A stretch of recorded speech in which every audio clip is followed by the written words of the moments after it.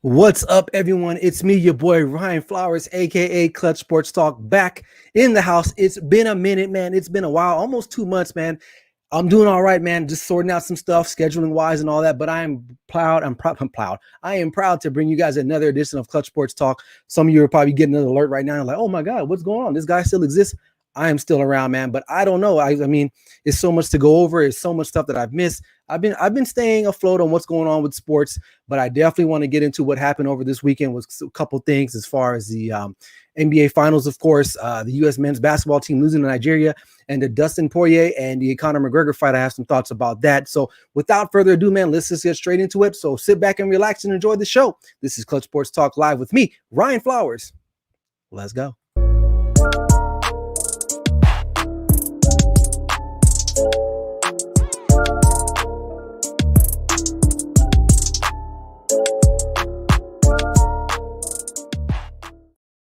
Welcome in and good evening to you guys, man. It's me, your boy Ryan Flowers, aka Clutch Sports Talk. I am back in the house, man. It feels good, man. It feels like I never left, but it kind of feels like I left a little bit. So I haven't really been that active on social media or even with my own show. Plus a lot of scheduling stuff going on. I'm very active in my life with my family.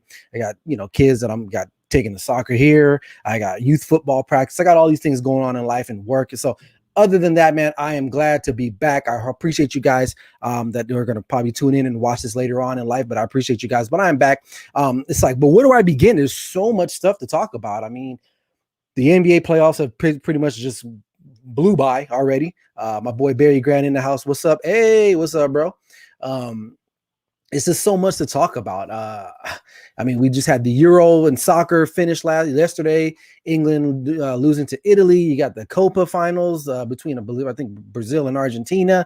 Argentina finally got one. Messi. I mean, there's just so much to talk about. We had the Olympics coming up at the end of the year. We had the Sha'Carri Richardson story.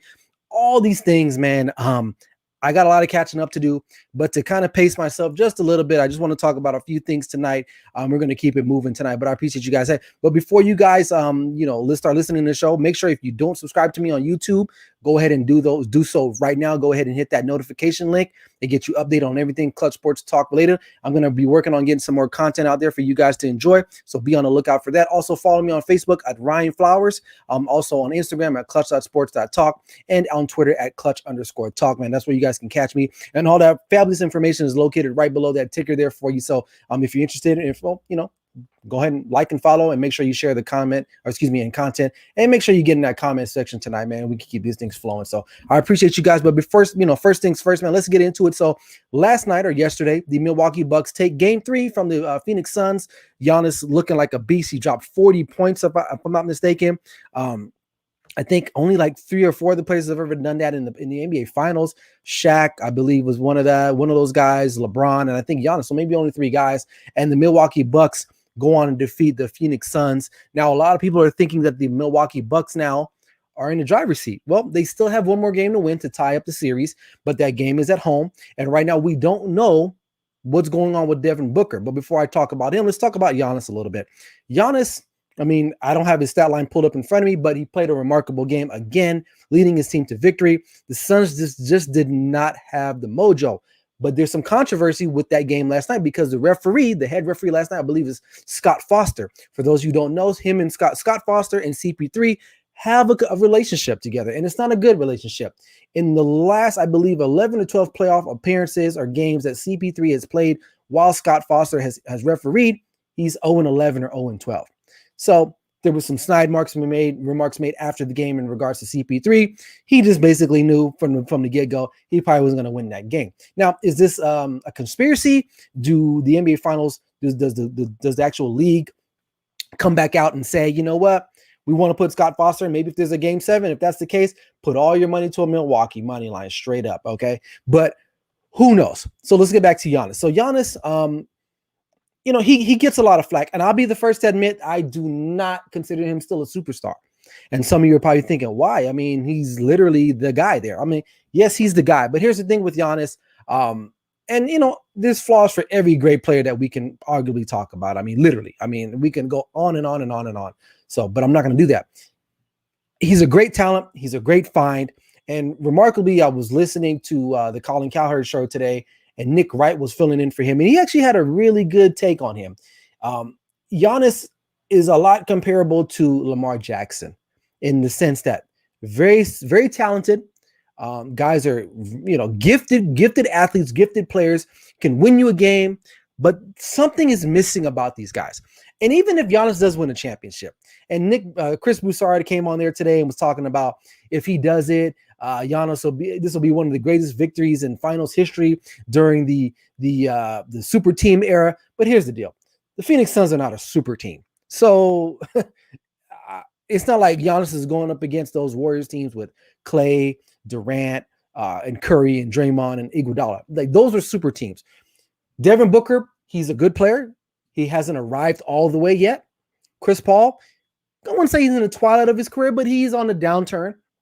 But Giannis, again, great performance by him, and they may win the finals. I don't know. My money is still on the Phoenix Suns to win the whole entire thing because I feel like they're going to get some more action out of Devin Booker. CP3 is going to have another really solid game, and DeAndre Ayton's going to figure out what he's doing up there. So, flip side to Devin Booker. So he was benched. I believe, but midway through the third. I didn't think he played the whole fourth quarter. And a lot of people are thinking, well, is he hurt? Is something going wrong? Monty Williams made a terrible mistake. I don't think so. I think it's actually a good move. I thought Monty Williams, when I tuned in that game, because I didn't watch all of it, I caught the second half. There was a point in time where the Suns were kind of like, and if you watch basketball, there's these periods in the quarter where it's like a transition. Like, I always tell myself, like, hey, this team needs to cut this lead down to like 10 points by the 8-minute mark, and so forth and so forth. There was a point in that game where the Suns really just could not get over that hump. And I think Monty Williams decided, you know what? Let me save my guy. He's literally our best player on our team.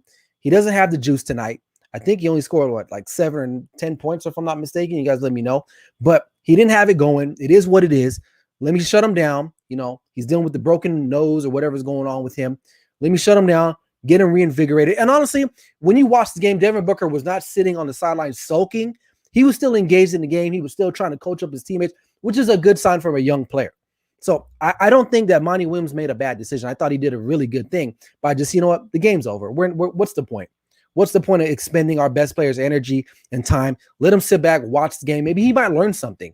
And from therefore, he can move on and hopefully come up with a big game, I believe Wednesday when they play again in Milwaukee, and try to stave off the Milwaukee Bucks. But, I just don't want to hear this, though. We've been hearing this a lot, especially in these NBA finals and the playoffs. All these young players.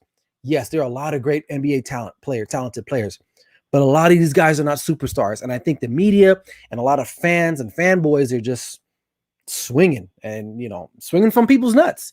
Devin Booker's a great player. Don't get me wrong, but he's not a superstar yet. He hasn't done enough yet in the NBA. Yeah, he'll put up some points. He's had some really remarkable games, but I need to see it consistent. I need to see him just come over and take over a game, which he's done occasionally, but he's not quite a superstar yet. And like my boy Barry Grant says, he agrees. Booker knew he didn't have it going. Like you said, let him sit and learn the game. Exactly. And Monty Williams is a good coach. So a lot of people say, oh, it's stupid. Why would you let him sit? Sometimes you just have to sit back, take a step back and look. And honestly, I didn't play professional sports, but I played a lot of sports in my lifetime, and sometimes you learn more from just watching the game than actually being in the game. It's almost like a good analogy is like when you're driving, right? A lot of times when you're driving, you don't really notice the different little mom and pop shops or these little nuances on the street corner versus the passenger. They don't have to worry about keeping their eyes on the road. They can wander off and see all these other little details, And so you'd be like, hey, man, did you see that restaurant over on 45th? Nah, man, I was driving. I couldn't see that. Oh, yeah, there's a nice restaurant over there. Well, how did you know? Oh, well, because I wasn't driving. It's the same exact anecdote, man. So I think the Suns will bounce back. I think the series will probably go 6. But I still like the Suns. I still like the Suns to take it. I think the Suns are destined. Not to say the Bucks aren't destined, but the Bucks, to me, Chris Middleton is the wild card. He really, I don't know about him, man. Like, he really needs to play better. I mean, he had a little bounce back game, but honestly, I trust the supporting cast of the Phoenix Suns more so. I trust the supporting cast of the Milwaukee Bucks. And granted, I was on my buddy Jack Ridnour riding the live Instagram live a few weeks ago when the Milwaukee Bucks were down 0-2 to the Nets, and I was like, they're done. Stick a fork in them, they're done. I was wrong. And I'll be the first to admit that I was wrong. I didn't think the Brooklyn Nets would just implode like that, and they did. And then, all credit to the Milwaukee Bucks. They bounced back and they won that series, and now they're in the NBA Finals. So, but in the end, it's still not a it's a lackluster final. I'm not saying that because I'm a Lakers fan and I wanted the Lakers to be in. The Lakers didn't deserve to be in the NBA Finals. I mean, to be honest with you, they just didn't. I don't think really LeBron cared that much either way. He got hurt. Obviously, the injuries played a toll. The Anthony Davis. I think they all knew that we probably weren't going to make the NBA run. They just probably, and they were okay with that. And I think they came to that realization long before the fans did. And so that's why when the game was over and they lost to the Phoenix Suns, it was like, well, I'm just going to focus on promoting my movie that's coming out. So, but again, with all these guys that are coming out, the Jason Tatums, these are guys that are Bookers, these guys are great players. Jokic, I mean, these are great, talented players, but they're not quite superstars.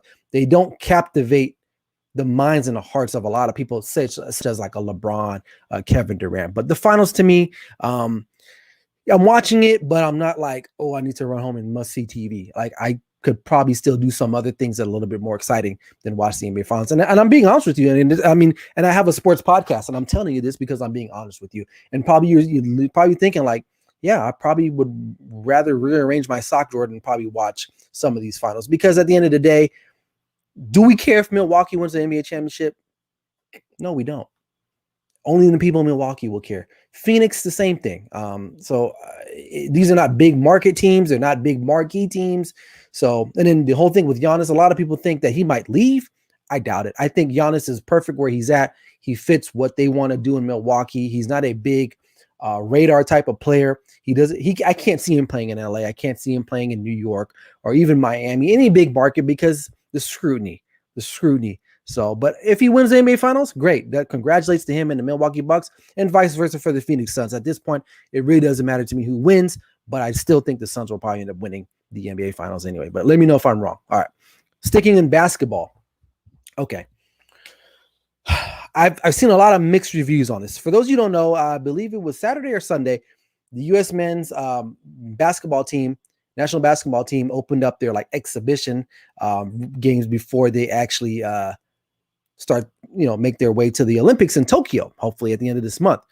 What's up, Bryson, man? Appreciate you. Yeah, I'm back, man. Thanks a lot. And they lost. They lost 90-87 versus Nigeria. Now this isn't your grandfather's Nigerian team who have no NBA players. They are coached by Mike Brown, who is an NBA caliber type coach. He did win a lot with LeBron. He was on the Lakers staff. He coached the Lakers a little bit. He won some championships in Golden State when he was an assistant coach there. So there is some pedigree there. But to me, and I'm gonna come off sounding like a true belligerent American, but I have to. We should not be losing to Nigeria. I don't care. I don't care who they have on their roster. I get it. They might have guys that are, sixth or seventh, eighth man on the roster, but there's no way in hell we should be losing to Nigeria. Now, to counter that, I don't think a lot of these players are even motivated that much. I think they look at it as like, it's just a tune-up game. Probably haven't played in a couple weeks or so. Nigeria is formidable, but just listening to this roster, right? And this kind of goes back to what I was just saying a couple of minutes ago about, I think we are giving some of these players a little bit too much credit than actually what they deserve. Here's the roster for the men's national team going into Tokyo. All right. Bam Adebayo. Okay. Bradley Beal, Devin Booker, Kevin Durant. Devin Booker when they're done in the finals, hopefully. Kevin Durant, Jeremy Grant, Draymond Green, Drew Holiday, Zach LaVine, Damian Lillard, Kevin Love, Chris Middleton when he's done, and Jason Tatum. I mean, how do you lose? I mean, just with Dame and Kevin Durant, you shouldn't lose to Nigeria. Come on, guys. Come on. It's Nigeria. And I get it. People are going to probably say, oh, you're not giving Nigerian basketball a lot of respect. Well, damn, what have they done in the last 20 years, right? I mean, I get it. It's an exhibition. Does it mean much? No, but we're America. I'm not saying we invented basketball because we didn't invent basketball. I believe like the Canadians invented basketball or somebody invented. Yeah, I think it was the Canadians invented basketball, right? But this is our sport. This is the sport that we dominate. Football, American football, not football. But football and basketball is two sports that Americans should dominate at all times. I don't care. I don't care. And tell me I'm wrong. But as an American, I felt a little slighted. I'm like, dude, I'm not even playing. But and it's like, again, it's no degradation to the Nigerian team. They came out, they probably wanted it more. But if you look at this list, it's like, Kevin Durant, like whatever, man. It is what it is. This isn't the best. I mean, LeBron obviously is not playing. Some of our other best talented players are not playing. But I just feel like Steph Curry's not playing. We just should not lose to Nigeria. And like I said, again, I know they got some guys out there. I think they're starting five. A lot of those 5 players are in the NBA in some form or fashion. But come on, man. Kevin Durant versus some other guy. Come on. If Kevin Durant is arguably the best player in the NBA, and he can't will that team to beat Nigeria. And again, I get it. It's only an exhibition. It's the first game. They're working out the kinks. I understand that. But I think they got like Argentina on the schedule. I'm not sure who else is on that slate of games. The games are being played out here in Las Vegas, which I might go check out eventually, especially around Summer League time. But my boy Bryson says it's nothing more than a wake-up call. This isn't anywhere near that 2012 team, but it's so much better than the other. Right. And honestly, man, this team, if you remove Damian Lillard and Kevin Durant, it is that 2012. It's worse than that 2012 team. I really believe that in my heart of hearts. This is not a very obviously it's not the 92 Dream Team. How many guys on this list right here that I'm going to read again are Hall of Famers? Bam Adebayo. Is it still early? Yeah, but I doubt he's going to be a Hall of Famer. Bradley Beal, great player. Is he going to be a Hall of Famer? I doubt it. Really, right now, the 2 Hall of Famers on this team, Kevin Durant and Damian Lillard. Those are the 2 Hall of Famers for sure. For sure that are Hall of Famers. We still shouldn't lose to Nigeria. And it's a wake-up call. And I get it. And that's a good point. But we should just roll out of bed and still beat Nigeria. But that's me being an arrogant American, thinking that we're better. But this is our sport. We didn't create it, but this is our sport. This is something that we do. We do that. You know what I mean? Like you can't say this is what we do and then get beat by Nigeria. Okay. They'll be lucky to win a medal. Honestly, and I get it. Here's the thing with the world has caught up with basketball. I mean, we got great talented players from around the world. And that's why I feel like we should be sending our best, but a lot of these guys they're not motivated. I mean, like guys like LeBron, they don't really care to do it anymore. He's like, I'm done, man. Like I'm 37 years old. I'm good. I live in LA. I got these movies coming out. I got game shows. It is what it is. I think they'll medal, but this team's going to have to show me a lot more if they're going to win the gold medal, because there's other teams out there like Spain, the Czech, I believe Croatia has a solid team. Argentina is not a bad team as well. I mean, the world plays basketball. I get that, but this is our sport. We run this, and we should not be losing to Nigeria. Simple as that. We should not be losing to Nigeria. And like I said, again, I'm going to keep restating this. It's no slight to them, but we should not lose to Nigeria. We just shouldn't. Now, if it was something that's like, like what's the greatest team in the world right now in soccer probably is, I don't know. Let's put, I know France didn't win it, but let's say Italy, right? Italy is known for playing soccer, right? They should not be losing to Trinidad and Tobago. That's the same thing here. And trust me, Italy doesn't have their best players playing, right? Okay. That's just what they do. They play soccer. They should not be losing Trinidad and Tobago. We play basketball. We should not be losing Nigeria. But anyway, all right, moving along. Last topic before I get out of here this evening, man. So for those who didn't know, Conor McGregor and Dustin Poirier squared off this past weekend, this Saturday, here in Las Vegas at T-Mobile Arena. Sold out crowd, 50,000 or something, like crazy numbers. And the other fights leading up to it were pretty solid. Greg Hardy got knocked out, which I'm so glad, because he realized that it's different when you hit a woman than hitting a man. You actually can get knocked out if you hit a man. So I'm glad he lost in the fashion he did. But the main event of the night was the Dustin Poirier and Conor McGregor fight. Going into the fight, I really felt that this was kind of just a money grab, an attention grab by UFC, because Conor McGregor has nothing left in the tank. I think in his last 4 or 5 fights, he's only won one. He's only one. That was against Cowboy, like a year ago. The rest of them, he's been submitted. He's been TKO'd, KO'd. And then unfortunately, this past Saturday night, he suffers a leg injury. I believe it was like his ankle snapped when planting. And then the fight was ended in the first round. And honestly, it wasn't going his way towards the end of that round anyway. I felt like if that fight continued to go on, Dustin Poirier was going to pretty much whoop his butt the rest of the way. In true Conor McGregor fashion, talks a lot of trash. I think that's what his draw is now. I think he doesn't have the means to back up a lot of his trash talk anymore. Arguably, he was one of the greatest UFC fighters we've seen in quite some time. One of the biggest draws, if not the biggest draw of all time. But I just don't see him. I think he was ranked 5th in that weight class. Poirier is number 1. He's gonna probably have a belt by the end of this year. If I can be bold here and say that. And I don't even follow UFC that much. I mean, it's not a sport that I watch on a daily basis. But Conor McGregor to me is done, man. The only reason why the UFC is going to keep trotting him out there, and hell, there even talks about having a 4th fight between these two. And if I'm Dustin Poirier, I'm like, why, dude? And I mean, honestly, if you need the money, you want to get the big payday, I can see why, because obviously this is what's happening in the fight game. We're seeing that with boxing. These YouTubers, TikTokers, they're all, they're generating money because of their name, and they're getting paid out, not showing really representing any type of skill in fighting, but their name alone will sell. And honestly, that's what Conor McGregor is going to be. He'll recuperate. He'll be back in the ring or an octagon, but he's just not level of fighter anymore. And I think for him, it's time to wrap it up. I think after that Mayweather fight, I think it was done for him. Yeah, and Bryson, excellent point. Conor is the new Ronda Rousey, and that's true.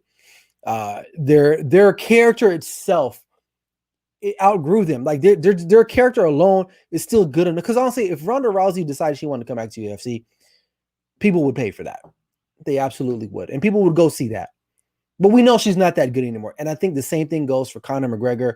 He's a show. He's a great showman, one of the greatest showmen in sports entertainment of all time. But his skills have diminished. He's not the same guy. He's not as quick as he used to be. And guys are literally just better than him now at this point. And so it's time for him to move on. Dana White will continue to trot him out there because he will draw the attention. He'll get those European fans to come all the way over from Ireland and wherever else to come from that will support him vigorously. But at the end of the day, it's over for him. He is done. He will not, I doubt he'll be a world champion anymore, but he will continue to be a draw because his name is Conor McGregor. And I mean, even when he lost, talking about another dude's wife being in his DMs, it's like called her a hoe. I mean, come on, man. I think at that point he knew that he needed to do something. Because last time I checked, I don't remember anybody being that severely hurt, staying in the ring and having an interview. The UFC knows exactly what they're doing. And honestly, like I said, I don't watch a lot of UFC. I'm not going to say they're struggling because I don't know their financials. I don't know their revenue. But I will say they are lacking like those guys, like a Conor McGregor.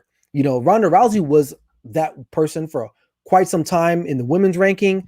And now Amanda Nunes, she's a world champ. And she's awesome. Great fighter, but she's not American. She's Brazilian. And on top, and it has nothing to do with her being American. She don't speak English that well. So no one's going to want to see her talk. She's not she's not really eye candy to look at either.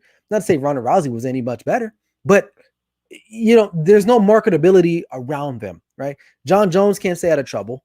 The other, I mean, Kamaru Usman, he's just destroying everybody, right? The heavyweights, they got some guys going on in there, but they don't have a Conor McGregor that can just rile everybody up and get you going and kind of, he makes you want to order the fight just by listening to him. So UFC definitely has some things that they need to work out there as far as Conor McGregor is concerned. He will fight again. He will fight. You'll probably see him in that Triller boxing circuit eventually too. But his days as being a top contender, it's just not it's not for him anymore. So that's it. That's all I got. But before I get out of here, man, I didn't create a slide for this, or I just thought about it just now. But for those of you who watched that Euro final yesterday between England and Italy, there were 3 African-American players that had a chance in penalty kicks to win it for England. They are getting a lot of racism vibes thrown their way via social media. And for those of you that think, and I'm not saying America is great, racism is alive everywhere. Okay. So just know that African Americans are getting it on all fronts, all around the world.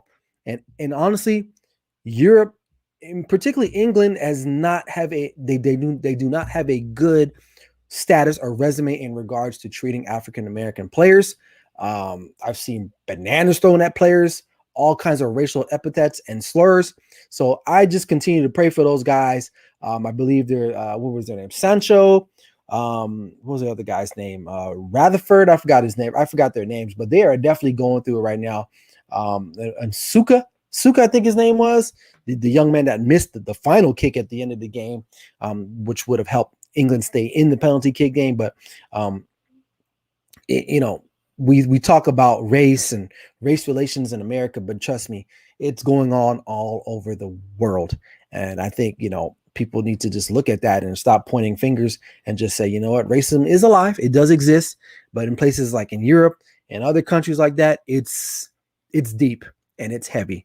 And I just know that the grass is not always as green on the other side. And I'm not saying that to invoke a certain reaction. I'm just telling you that those kids, those guys are young, 19, 20 years old. Their social medias are being bombarded because they missed a penalty kick, right? I would not be surprised if they have not received death threats. So, and especially with the Olympics coming up, there's a lot of racial emotions going through that. Should people watch the Olympics, especially if you're African American or African American descent?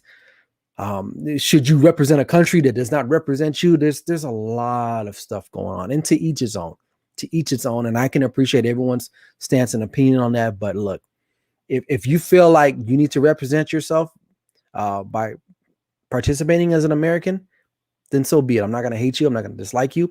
And vice versa. If you feel like you want to sit out and you don't want to represent them, that's on you too. But we all have choices and decisions we have to make. But just know that this is not the only country this is happening. Stuff happens to African Americans all around the world, just like it happens to all other races around the world. So just keep that in mind. And hopefully some of us can enjoy the Olympics. And if you don't want to watch it, that's fine too. I totally respect that. You don't have to watch it. But I will support the other young brothers and sisters and all the other Americans that have trained their whole lives to get to this point. Because these people sacrifice a lot. They sacrifice a lot. I've never trained for the Olympics, but I can only imagine the sacrifice that you get to do, that you have to do to compete every 4 years. Every 4 years, you have about 2 or 3 windows. You have a chance to win something. And whether it's for America, whether it's for Canada, all the Olympic athletes, man, they all have to give up something in life. And so, I'll leave you guys with that. But anyway, I'm glad I'm back. I appreciate you guys. The next show, I'm going to spread it out. I'm probably going to go Mondays and Fridays now. So you'll probably catch me in my next episode on Friday. I'm going to be working on putting out some content for you guys to enjoy on my YouTube page as well. So I got to keep pumping and grinding on that. But other than that, man, I hope you guys enjoy your evening. You guys stay safe, and I will see you guys on the next episode. This is Clutch Sports Talk Live with me, Ryan Flowers. You know what it is. Never settle till the work is done. Let's go.